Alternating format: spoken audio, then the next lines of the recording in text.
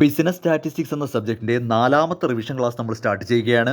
So നിങ്ങൾ ആദ്യം ചെയ്യേണ്ടുന്നത് നമ്മൾ പ്രൊവൈഡ് ചെയ്തിരിക്കുന്ന ഈ 3 റിവിഷൻ ക്ലാസ് കൃത്യമായിട്ട് കേട്ടിരിക്കണം. അപ്പോൾ ഇതൊരു 4ാമത്തെ റിവിഷൻ ക്ലാസ് ആയിട്ട് ഒരു ഓർഡറിൽ തന്നെ കേട്ട് വരിക. ഈ 3 റിവിഷൻ ക്ലാസ്സിലായിട്ട് പ്രധാനപ്പെട്ട ഒരുപാട് കാര്യങ്ങൾ നമ്മൾ പറഞ്ഞിട്ടുണ്ട്. എസ്പെഷ്യലി ഈ സ്റ്റാറ്റിസ്റ്റിക്സിൻ്റെ കേസിൽ ഇപ്പോൾ നല്ലപോലെ പഠിക്കുന്നൊരു കുട്ടിയാണെങ്കിൽ പോലും ചില ട്രിക്കി ക്വസ്റ്റ്യൻസ് ഒക്കെ വരും. ഇപ്പോൾ ഇൻഡെക്സ് നമ്പറുമായിട്ട് ബന്ധപ്പെട്ട കാര്യങ്ങളൊക്കെ ഞാൻ ഓൾറെഡി പറഞ്ഞിട്ടുണ്ട്. അപ്പോൾ നിങ്ങൾ ചെയ്യേണ്ടുന്നത് ഈ 4ാമത്തെ ഈ ഒരു ക്ലാസ് മാത്രം കേട്ടാൽ പോരാ, ഈ 3 ക്ലാസ്സും കൂടെ ചേർത്ത് ടോട്ടൽ 4 റിവിഷൻ ക്ലാസ്സും കേട്ടിരിക്കണം. അപ്പോൾ ഇവിടെ പറഞ്ഞിരിക്കുന്ന കാര്യങ്ങൾ, നമ്മൾ ഓൾറെഡി പറഞ്ഞിരിക്കുന്ന കാര്യങ്ങൾ വീണ്ടും റിപ്പീറ്റ് ചെയ്യുന്നില്ല. പ്രധാനപ്പെട്ട കാര്യങ്ങളെല്ലാം കവേർഡാണ്. അപ്പോൾ ഈ 4ാമത്തെ റിവിഷൻ ക്ലാസ് എന്ന് പറയുമ്പോൾ ഒരുപാട് കാര്യങ്ങളൊന്നും പുതിയതായിട്ട് കേൾക്കാനില്ല. നിങ്ങൾ ചെയ്യേണ്ടത് ദയവ് ചെയ്ത് ഈ 3 ക്ലാസ്സും കേട്ട് ഇത് 4ാമതായിട്ട് വേണം കേൾക്കാൻ. ഓക്കെ. സോ ഇവിടെ ഈ ഒരു ക്വസ്റ്റ്യൻ പേപ്പറിൽ ഞാനൊരു കാര്യം ഒന്ന് ആദ്യം തന്നെ കാണിച്ചു തരാം. ഇവിടെ എസ് എ ആയിട്ട് 35ാമത്തെ ചോദ്യമായിട്ട് 15 മാർക്കിൻ്റെ ചോദ്യം വന്നിരിക്കുന്നത് പ്രൈമറി ഡേറ്റ ഏതൊക്കെ മെത്തേഡിൽ കളക്ട് ചെയ്യാം. ഞാൻ ഓൾറെഡി പഴയ റിവിഷൻ ക്ലാസ്സിലും പറഞ്ഞതാണ്, നമുക്ക് 1B എന്നൊരു മൊഡ്യൂളുണ്ട്. നമ്മുടെ ഫസ്റ്റ് മൊഡ്യൂൾ എന്ന് പറയുന്നത് ABCD എന്ന് പറഞ്ഞ 4 സെക്ഷനുണ്ട്. അതിൽ ഈ 1B എന്ന് പറയുന്നത് വളരെ പ്രധാനപ്പെട്ട ഒരു ടോപ്പിക്കാണ്. ഫുള്ള് തിയറിയാണ്. നമ്മുടെ ഈ സബ്ജക്റ്റിൻ്റെ ഓൾമോസ്റ്റ് 80% തിയറിയും ആ 1Bക്കകത്ത് തന്നെയാണ് കിടക്കുന്നത്. ഞാൻ ഓൾറെഡി പറഞ്ഞ കാര്യം തന്നെ വീണ്ടും പറയുന്നു. നമ്മൾ ഏറ്റവും ശ്രദ്ധ കൊടുക്കേണ്ട ഒരു ടോപ്പിക് എന്ന് പറഞ്ഞാൽ അത് 1B ആണ്. അവിടെ ഈ പറയുന്ന കണക്ക് പ്രൈമറി ഡേറ്റ എങ്ങനെയൊക്കെ കളക്ട് ചെയ്യാം, സാമ്പിളിംഗ് എന്നൊരു ടോപ്പിക്കുണ്ട്, അതൊക്കെ ചോദിക്കാം. ദെൻ ഡയഗ്രാംസ് ഉണ്ട്. അപ്പോൾ ഈ പറയുന്ന primary data, secondary data collect ചെയ്യുന്ന മെത്തേഡുണ്ട്, പ്രൈമറി ഡേറ്റയുടെ മെത്തേഡുണ്ട്, ഇങ്ങനെ കുറേ ടോപ്പിക്കുണ്ട്. അപ്പോൾ ഈ 1B എന്ന് പറയുന്നത് ഞാൻ ഓൾറെഡി പറഞ്ഞത് തന്നെയാണ്, അത് നമ്മുടെ ഒരു ഹീറോയാണ്. ഈ സ്റ്റാറ്റിസ്റ്റിക്സിൻ്റെ ഏറ്റവും നായകനാണ്, ഒരു ഹീറോ തന്നെയാണ് ഈ 1B മൊഡ്യൂളും. ഇപ്പോൾ ഈ ഒരു ക്വസ്റ്റ്യൻ പേപ്പർ എടുത്താൽ പോലും ഇപ്പോൾ 1B ആയിട്ട് ബന്ധപ്പെട്ട് ഇവിടെയൊക്കെ ക്വസ്റ്റ്യൻ ഉണ്ട്. ഇത് കണ്ടോ, സാമ്പിളിങ്ങുമായിട്ട് ബന്ധപ്പെട്ട ക്വസ്റ്റ്യൻ വന്നിട്ടുണ്ട്. ദെൻ ഇവിടെ കണ്ടോ, സാമ്പിളിങ്ങുമായിട്ട് ബന്ധപ്പെട്ട് വീണ്ടും വന്നിരിക്കുന്നു. സ്റ്റാറ്റിസ്റ്റിക്കൽ റെഗുലാരിറ്റി, ഇതെല്ലാം വേരിയബിൾസ് ആൻഡ് ആട്രിബ്യൂട്ട്സ് എന്ന് വന്നിട്ടുണ്ട്. ദെൻ 1 മാർക്കിലേക്ക് വന്നാൽ പോലും ഡിസ്ക്രീറ്റ് വേരിയബിൾ എന്നൊരു ക്വസ്റ്റ്യൻ ചോദിച്ചിട്ടുണ്ട്. ദെൻ പോപ്പുലേഷൻ എന്നൊരു ക്വസ്റ്റ്യൻ ചോദിച്ചിട്ടുണ്ട്. അപ്പോൾ ഇതെല്ലാം തന്നെ ഈ 1Bയിൽ വരുന്നതാണ്. ഞാൻ ഓൾമോസ്റ്റ് എല്ലാ റിവിഷൻ ക്ലാസ്സിലും അത് പറയുന്നത് തന്നെയാണ്. അപ്പോൾ ഈ 1Bയിലെ തിയറി നന്നായിട്ട് നോക്കുക. ഇപ്പോൾ നമ്മുടെ ക്ലാസ് ജോയിൻ ചെയ്ത കുട്ടികളെ സംബന്ധിച്ച് ഞാൻ ആ പറഞ്ഞിരിക്കുന്ന അത്രയും കാര്യങ്ങൾ, അതിൽ പ്രധാനപ്പെട്ട എല്ലാം കവേർഡാണ്. എസ്പെഷ്യലി സാമ്പിളിങ്ങുമായിട്ട് ബന്ധപ്പെട്ട ക്ലാസ്സുകളെല്ലാം തന്നെ ഉണ്ട്. അതെല്ലാം നന്നായിട്ട് നോക്കി വെച്ചേക്കുക. ഓക്കെ. അപ്പോൾ ഈ 1B നന്നായിട്ട് നോക്കണമെന്ന് ഒരിക്കൽ കൂടെ റിപ്പീറ്റ് ചെയ്ത് പറയുവാണ്. മറ്റൊരു പ്രധാനപ്പെട്ട കാര്യം, അതും എസ് എന്ന് തന്നെയാണ് പറയാനുള്ളത്. കഴിഞ്ഞാണോ ചോദിച്ചൊരു എസ് ഇതായിരുന്നു ചോദ്യം. Calculate coefficient of correlation. ഇവിടെ എക്സും വൈയും തന്നിട്ടുണ്ട്. കോഎഫിഷ്യൻ്റ് ഓഫ് കോറിലേഷൻ ആണ് കാണാൻ വന്നിരിക്കുന്നത്. നോക്കൂ, ഈ കോറിലേഷൻ എന്ന് പറയുമ്പോൾ നമുക്ക് മെയിനായിട്ട് 3 മെത്തേഡുണ്ട്. അത് നിങ്ങൾക്ക് പലർക്കും അറിയാമായിരിക്കും. ഈ Karl Pearson, then rank correlation, concurrent deviation, 3 മെത്തേഡുണ്ട്. പക്ഷേ ഇവിടെ ഏത് മെത്തേഡാണെന്ന് പറഞ്ഞിട്ടില്ല എന്ന് പറഞ്ഞ് കുറച്ച് കുട്ടികൾ സംശയം ചോദിക്കും. ഇവിടെ കാൾ പിയേഴ്സൺ എന്നോ സ്പിയർമാൻസ് റാങ്ക് കോറിലേഷൻ എന്നോ കൺകറൻറ്റ് ഡീവിയേഷൻ എന്നോ എടുത്ത് പറഞ്ഞിട്ടില്ല. പക്ഷേ അങ്ങനെ ഒരു സംശയത്തിൻ്റെ യാതൊരു ആവശ്യവുമില്ല. കോഎഫിഷ്യൻ്റ് ഓഫ് കോറിലേഷൻ എന്ന് പറഞ്ഞാൽ അത് കാൾ പിയേഴ്സൺ ആണ്. അപ്പോൾ ഇവിടെ ചോദിച്ചിരിക്കുന്ന 15 മാർക്കിന് കാൾ പിയേഴ്സൻ്റെ കോറിലേഷനാണ്. പ്രധാനമായിട്ടും ആ 2ാമത്തെ മൊഡ്യൂളും കോറിലേഷൻ എന്ന മൊഡ്യൂളും ഇൻഡെക്സ് നമ്പറും, ഇതാണ് മിക്കവാറും എല്ലാ കുട്ടികളോടും ഞാൻ സജസ്റ്റ് ചെയ്യുന്നത്. ഈ 2ാമത്തെ മൊഡ്യൂൾ കോറിലേഷനും 4ാമത്തെ ഇൻഡെക്സ് നമ്പറും പ്രധാനപ്പെട്ട ടോപ്പിക്കുകളാണ്, നമ്മുടെ പ്രോബ്ലം ടോപ്പിക്കുകളാണ്. മിക്കവാറും വരും. കഴിഞ്ഞ തവണയും തീർച്ചയായിട്ടും വന്നു ഈ ഒരു 4 മെത്തേഡ് പ്രോബ്ലം ചെയ്യാൻ. അപ്പോൾ ഇൻഡെക്സ് നമ്പറുമായിട്ട് ബന്ധപ്പെട്ടുള്ള ഈ മൊഡ്യൂളും, ഇൻഡെക്സ് നമ്പർ നല്ലൊരു മൊഡ്യൂളാണ് കേട്ടോ.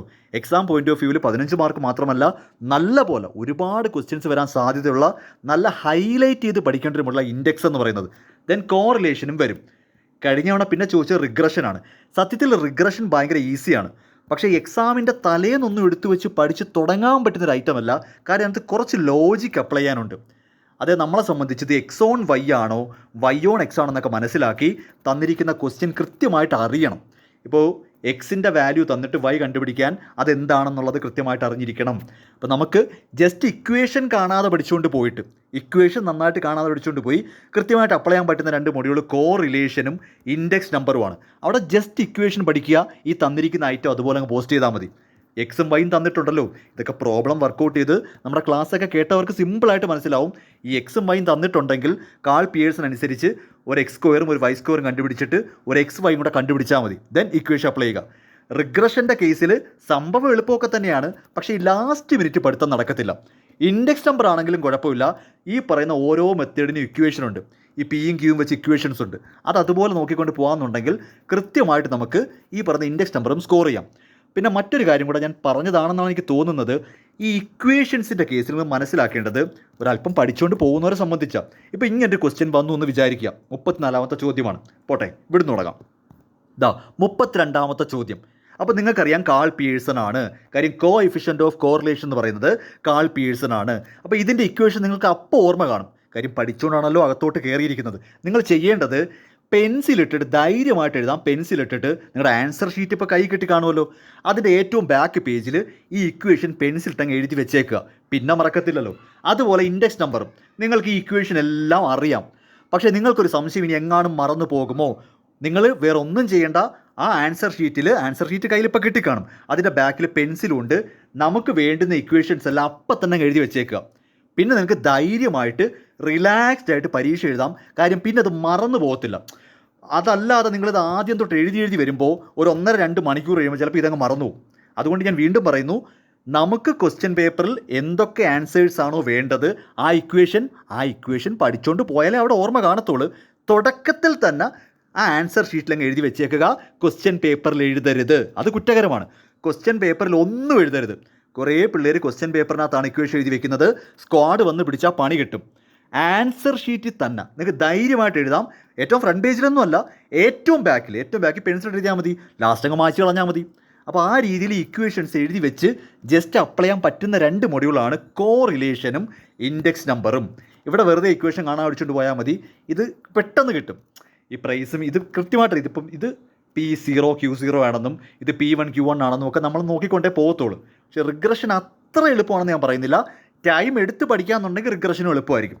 അപ്പോൾ മോസ്റ്റ് ഓഫ് ദ ക്വസ്റ്റ്യൻസിൽ നമുക്ക് സ്കോർ ചെയ്യാവുന്നത് കോറിലേഷനും ഇൻഡെക്സ് നമ്പറും ഉണ്ടെങ്കിൽ ഇക്വേഷൻ ഇട്ട് തന്നെ പിടിച്ചെടുക്കാം. ഓക്കെ, അപ്പോൾ ഇക്വേഷൻ പഠിച്ചുകൊണ്ട് അങ്ങോട്ട് കയറുക. മറന്നു പോകുന്ന പേടിയുണ്ടെങ്കിൽ ആൻസർ ഷീറ്റ് കിട്ടുമ്പം തന്നെ ക്വസ്റ്റ്യൻ പേപ്പർ അറിയാൻ പറ്റില്ല ഏത് ഇക്വേഷനാണ് വേണ്ടതെന്ന്. അപ്പം തന്നെ കുറിച്ചങ്ങ് വെച്ചേക്കുക. പിന്നെ റിലാക്സ് ആയിട്ടിരിക്കാം. ഓക്കെ, സോ ഇവിടെ തന്നൊരു ഇൻഫർമേഷൻ മറന്നു പോകരുത്. കോറിലേഷൻ കോഎഫിഷ്യൻ്റ് എന്ന് പറഞ്ഞാൽ കാൾ പിയേഴ്സൺ ആണ്. ഇത്തരത്തിൽ കുറേ കാര്യങ്ങൾ ഞാൻ മറ്റ് റിവിഷൻ ക്ലാസ്സിലും പറഞ്ഞിട്ടുണ്ട്. ഓൾറെഡി കുറേ കാര്യങ്ങൾ പറഞ്ഞിട്ടുണ്ട്. അത് കേൾക്കാതെ പോകുന്നത് മണ്ടത്തരമാണ്. നല്ല A+Aയും മേടിക്കുന്ന കുട്ടിയായിരിക്കും. പക്ഷേ ക്വസ്റ്റ്യനിലെ ചെറിയ കാര്യം, ഇത് അക്കൗണ്ടിങ് പോലെ വലിയ ചോദ്യങ്ങളൊന്നും വരത്തില്ല. ആകെ 2 വരിയേ ഉള്ളൂ ക്വസ്റ്റ്യൻ. 15 മാർക്കിൻ്റെ ഒരു ചോദ്യമാണ്. 15 മാർക്കിൻ്റെ ചോദ്യം കേട്ടോ. ആകെ 3 വരിയേ ഉള്ളൂ. അപ്പോൾ അതിലെ ഓരോ വാക്കുകളും ശ്രദ്ധിക്കേണ്ടി വരും. എവിടേക്കാണ് ട്രിക്ക് വരിക്കുന്നത് പറയാൻ പറ്റത്തില്ല. അപ്പോൾ നന്നായിട്ട് നോക്കിക്കോണം. ഇത് നോക്കിക്കോ, കോഎഫിഷ്യൻ്റ് ഓഫ് കോറിലേഷൻ എന്ന് പറഞ്ഞാൽ അത് കാൾ പിയേഴ്സൺ ആണ്. ഓക്കെ, ദെൻ ആ ഇക്വേഷനൊക്കെ നോക്കി വെച്ചേക്കാം. ഇൻഡെക്സ് നമ്പറിൽ നിന്ന് ക്വസ്റ്റ്യൻ വരും. ദെൻ 1B ഞാൻ പറഞ്ഞു, 1B പ്രധാനപ്പെട്ടതാണ്. 1B. ഓക്കെ, പിന്നെ അവിടെ 1C എന്ന് ഇവിടെ ചോദിച്ചില്ലെങ്കിലും ചോദിക്കാവുന്നതാണ്. കമ്പൈൻഡ് മീനും ഹാർമോണിക് മീനും ചോദിക്കാറുണ്ട്. ലാസ്റ്റ് 1Dയിൽ നിന്നും സ്റ്റാൻഡേർഡ് ഡീവിയേഷനൊക്കെ 15 മാർക്കിന് വരാറുണ്ട്. സാധാരണഗതിയിൽ പ്രോബ്ലംസ് അങ്ങനെയൊക്കെയാണ് വരുന്നത്. ഇപ്പോൾ കമ്പൈൻഡ് മീൻ ചോദിച്ചിട്ടുണ്ട്, ഹാർമോണിക് മീനും ചോദിച്ചിട്ടുണ്ട്. സ്റ്റാൻഡേർഡ് ഡീവിയേഷൻ 15 മാർക്കിന് മറ്റേ 2 ബാറ്റ്സ്മാൻമാരുടെ റൺസോ 2 സ്റ്റുഡൻസിൻ്റെ മാർക്സോ അങ്ങനെ എന്തെങ്കിലും തന്നിട്ട് സ്റ്റാൻഡേർഡ് ഡീവിയേഷൻ കാണാൻ ചോദ്യം വരാറുണ്ട്. അതൊക്കെയാണ് മെയിനായിട്ട് അവിടെ നിന്ന് വരുന്നത്. ഓക്കെ, 1B വീണ്ടും പറയുന്നു. എൻ്റെ പല റിവിഷൻ ക്ലാസ്സിലും ഇത് പറഞ്ഞതാണ്, കേട്ടിരിക്കുവാണ്. പക്ഷേ അത്രയ്ക്ക് പ്രധാനപ്പെട്ടതാണ് ഈ 1B എന്ന് പറയുന്നത്. ഹാർമോണിക് മീൻ നോക്കിയേക്കുക, കമ്പൈൻഡ് മീൻ എന്ന് നോക്കി വെച്ചേരാ. സിമ്പിൾ ക്വസ്റ്റ്യൻസ് നോക്കിയാൽ മതി. ദെൻ സ്റ്റാൻഡേർഡ് ഡീവിയേഷൻ, ഇതൊക്കെയാണ് സാധാരണ വരുന്നത്. പക്ഷേ ഈ ക്വസ്റ്റ്യൻ പേപ്പറെ ഒന്നും കണ്ടില്ല, നോർമലി വരാറുണ്ട്. ഓക്കെ, ദെൻ 1 മാർക്ക് വിട്ട് തുടങ്ങിക്കഴിഞ്ഞാൽ ഞാൻ ഒരിക്കൽ കൂടെ ആവർത്തിക്കുവാണ്, വീണ്ടും പറയുന്നത്, അത്രത്തോളം കാര്യങ്ങൾ ഞാൻ ഓൾറെഡി ആ 3 റിവിഷനിൽ പറഞ്ഞു കഴിഞ്ഞതാണ്. അവിടെ ഞാൻ അന്നേ പറഞ്ഞതാണ്, നിങ്ങളുടെ ചാപ്റ്റേഴ്സിൻ്റെ പേരുണ്ടല്ലോ, ഇപ്പോൾ correlation, regression, index number, time series ആണ്. ഈ ചാപ്റ്ററിൻ്റെ പേരെന്താണെന്ന് പഠിച്ചാൽ തന്നെ ഇവിടെ ഞാൻ ക്വസ്റ്റ്യൻ വന്നിട്ടുണ്ട് കേട്ടോ. എന്താണ് ഇൻഡെക്സ് നമ്പർ, എന്താണ് ടൈം സീരീസ്, അങ്ങനെയൊക്കെ ക്വസ്റ്റ്യൻ വരും. ഇതൊക്കെ ഞാൻ ഓൾറെഡി കഴിഞ്ഞ വർഷമേ പറഞ്ഞതാണ്. അതൊക്കെ നിങ്ങൾക്ക് യൂസ്ഫുൾ ആക്കാം. ഓക്കെ, ദെൻ ഇവിടെ സ്റ്റാറ്റിസ്റ്റിക്സ് എന്താണെന്ന് ചോദിച്ചു. Discrete variable. പോപ്പുലേഷൻ എന്ന് പറഞ്ഞാൽ ഏരിയ അണ്ടർ സ്റ്റഡി എന്നാണ്. അത്ര എഴുതിയാൽ മതി. പോപ്പുലേഷൻ എന്ന് പറഞ്ഞാൽ ജനസംഖ്യ എന്നല്ല. സ്റ്റാറ്റിസ്റ്റിക്സിൽ പോപ്പുലേഷൻ എന്ന് പറഞ്ഞാൽ ഏരിയ അണ്ടർ സ്റ്റഡി. ഇപ്പം നിങ്ങളുടെ കോളേജിലെ സ്റ്റുഡൻസിനെ പറ്റിയാണ് എന്തെങ്കിലും ഇവിടെ സ്റ്റഡി നടത്തുന്നതെങ്കിൽ നിങ്ങളുടെ കോളേജിലെ ടോട്ടൽ സ്റ്റുഡൻസ് ആണ് ആ സ്റ്റഡിയുടെ പോപ്പുലേഷൻ. ആ പോപ്പുലേഷനിൽ നിന്നാണ് നമ്മൾ സാമ്പിൾ എടുക്കുന്നത്. Okay, then distrust of statistics ഉണ്ട്. അത് നമുക്ക് ഈ ന്യൂമറിക്കൽ നമ്മുടെ നമ്പേഴ്സ് ഇല്ലടോ, നമ്പേഴ്സ് ഇട്ട് തെറ്റിദ്ധരിപ്പിക്കാൻ പറ്റുമെന്നാണ് പറയുന്നത്. ഇപ്പോൾ ഒരു ഉദാഹരണം ഞാൻ പറഞ്ഞുതരാം. ഇപ്പോൾ ഈ ആക്സിഡൻ്റ് ഒക്കെ നടക്കുമ്പോൾ, ഞാൻ ഓൾറെഡി പറഞ്ഞൊരു എക്സാമ്പിൾ ആയത്, ആക്സിഡൻ്റ് ഒക്കെ നടക്കുമ്പോൾ നമ്മളിങ്ങനെ പറയാറുണ്ട്, കേരളത്തിൽ കഴിഞ്ഞ വർഷം നടന്ന 30% ആക്സിഡൻറ്റ് മദ്യപിച്ച് വണ്ടി ഓടിച്ചത് കൊണ്ടാണ്. ഒരു വാർത്ത വരുവാണ്, കേരളത്തിൽ കഴിഞ്ഞ വർഷം നടന്ന 30% ആക്സിഡൻറ്റും മദ്യപിച്ച്, ഡ്രങ്ക് ആൻഡ് ഡ്രൈവ്, മദ്യപിച്ച് വണ്ടി ഓടിച്ചത് കൊണ്ടാണ് എന്ന് പറയുമ്പോൾ അത് കേൾക്കുന്ന ആൾ പറയും, അപ്പോൾ ബാക്കി 70% ആക്സിഡൻറ്റ് വണ്ടി ഓടിക്കാത്തത്, അതായത് മദ്യപിക്കാത്തത് കൊണ്ടാണോ എന്നൊരു ചോദ്യം വരും. 30% മദ്യപിച്ചത് കൊണ്ടാണ് സംഭവിച്ചത്, അപ്പോൾ ബാക്കി 70% അപ്പോൾ മദ്യപിക്കാതെ വണ്ടി ഓടിക്കുന്നതാണോ കുഴപ്പം എന്നല്ല അത് റീഡ് ചെയ്തെടുക്കേണ്ടത്. അതാണ് ഈ ഡിസ്ട്രസ്റ്റ് എന്ന് പറയുന്നത്. സ്റ്റാറ്റിസ്റ്റിക്കൽ ഡേറ്റ ചില സമയത്ത് തെറ്റിദ്ധാരണ ഉണ്ടാക്കും, നമുക്ക് വിശ്വാസയോഗ്യമല്ലാതെയൊക്കെ ആക്കും. അതിൻ്റെ ഒരു ലിമിറ്റേഷനാണ്. ചില നമ്പറുകൾക്ക് അങ്ങനെ ഒരു കുഴപ്പമുണ്ട്, അതാണ് അവർ ഉദ്ദേശിക്കുന്നത്. ദെൻ പോസിറ്റീവ് കോറിലേഷൻ എന്നൊരു ക്വസ്റ്റ്യൻ വന്നിട്ടുണ്ട്. നമ്മുടെ ഈ പ്രൈസും സപ്ലൈയും എങ്ങനെ ഡയറക്ഷൻ, ഡയറക്റ്റ് എന്ന് പറയുമ്പോഴത്തേക്കും നേരെയാണ് പോകുന്നത്. പ്രൈസ് കൂടിയാൽ സപ്ലൈ കൂടും, അങ്ങനെ ഡയറക്റ്റായിട്ട് പോകുന്നതാണ് ഈ പോസിറ്റീവ് കോറിലേഷൻ. ഇവിടെ പോസിറ്റീവ് കോറിലേഷൻ മാത്രമൊന്നുമല്ല, ഇപ്പോൾ +1 എന്ന് ആൻസർ കിട്ടിയാൽ പോസിറ്റീവ് കോറിലേഷൻ, -1 എന്ന് കിട്ടിയാൽ നെഗറ്റീവ് കോറിലേഷൻ, 0 എന്ന് കിട്ടിയാൽ നോ കോറിലേഷൻ. ഇതിനിടയ്ക്ക് ഓരോ നമ്പറിനും ഓരോ മീനിങ് ഉണ്ട്, അതും ഞാൻ ഓൾറെഡി ഡിസ്കസ് ചെയ്തതാണ്. അങ്ങനത്തെ ക്വസ്റ്റ്യൻസ് ഒക്കെ വരാം. ഇപ്പോൾ എക്സാമ്പിളായിട്ട് 0.4 കോറിലേഷൻ 0.4 ആണെങ്കിൽ എന്താണ് മീനിങ്, ഇത്തരത്തിൽ ക്വസ്റ്റ്യൻസ് ഒക്കെ വരാം. അന്ന് 2 മാർക്കിനൊക്കെ വന്നിട്ടുണ്ട്. അപ്പോൾ ആ കാര്യങ്ങൾ നമ്മൾ ഓൾറെഡി ഡിസ്കസ് ചെയ്തതാണ്, അതൊക്കെ നോക്കിക്കോണം, എല്ലാ റിവിഷൻ ക്ലാസ്സിലുണ്ട്. ദെൻ ഇവിടെയും എല്ലാം സിമ്പിൾ കാര്യങ്ങൾ തന്നെ. എന്താണ് സ്റ്റാറ്റിസ്റ്റിക്കൽ യൂണിറ്റ്, ട്രെൻഡ് എന്താണ്, ഇൻഡെക്സ് നമ്പർ എന്താണ്, എല്ലാം ഇപ്പം എൻ്റെ ക്ലാസ്സിനെ സംബന്ധിച്ച് അതിനകത്ത് എല്ലാം കവേർഡാണ്. അപ്പോൾ ജോയിൻ ചെയ്ത കുട്ടികൾക്ക് അത് ജസ്റ്റ് അത് കേട്ടാൽ മാത്രം മതി. ഇവിടെ വേറൊരു ക്വസ്റ്റ്യൻ ഞാൻ കാണിച്ചു തരാം. ഇത് നോക്കിക്കോണേ. ഈ question, list out various measures of dispersion.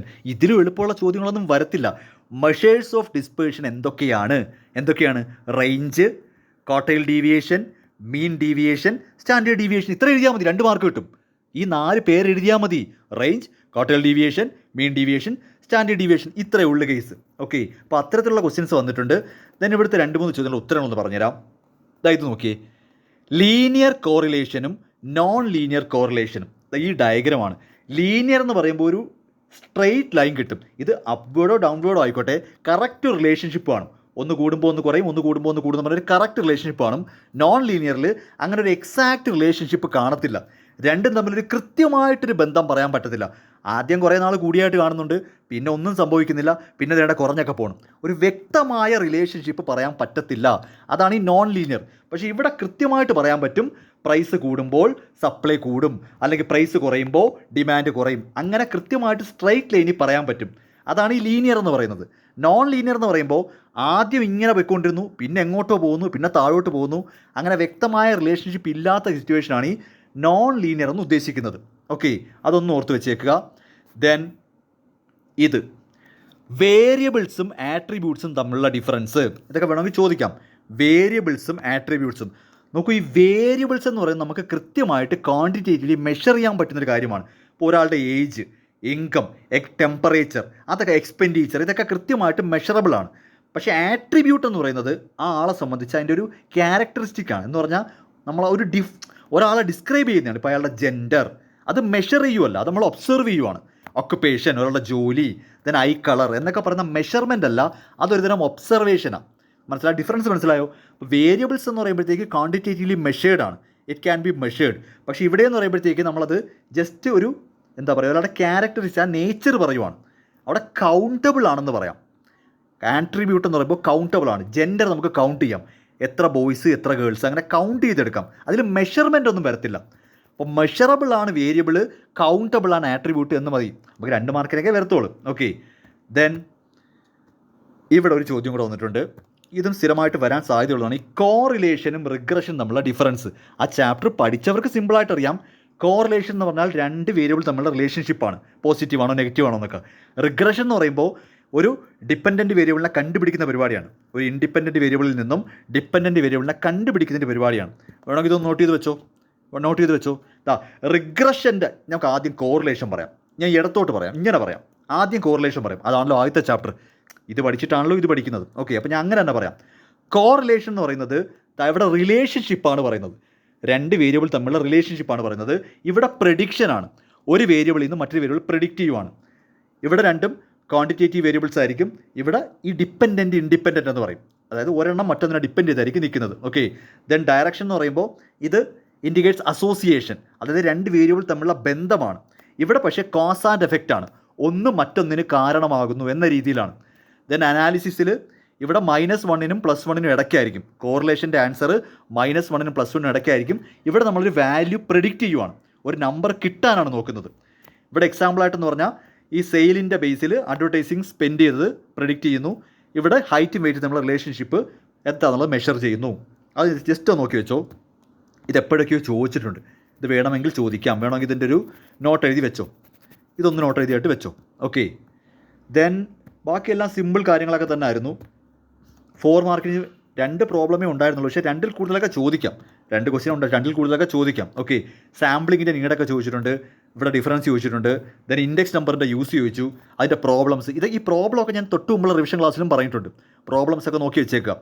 Index നമ്പറിൽ നിന്ന് ഇവിടെ തന്നെ എത്ര ക്വസ്റ്റ്യൻ ഉണ്ടായിരുന്നു, ഒരു 4 മാർക്ക്, ദെൻ ഇവിടെ ഒരു 4 മാർക്ക്, വീണ്ടും ഒരു 4 മാർക്ക്, ഒരു എസ്സേ, പിന്നെ 1, 2 മാർക്ക്, 1 മാർക്ക്. അപ്പോൾ ഇൻഡെക്സ് നമ്പറും 1B-യുമാണ് കൂടുതലായിട്ട് കയറി വന്നിരിക്കുന്നത്.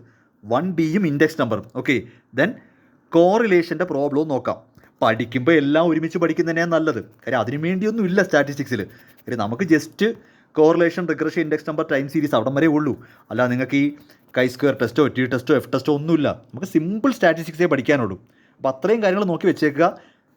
ഇതിൽ ഈ പറയുന്ന 3 ക്ലാസ് കേൾക്കാതെ ഈ 4ാമത്തെ കേൾക്കുന്നുണ്ട് പ്രത്യേകിച്ച് ഗുണമൊന്നുമില്ല, കാര്യം ഞാൻ ഇവിടെ വീണ്ടും ഒന്നും റിപ്പീറ്റ് ചെയ്തിട്ടില്ല.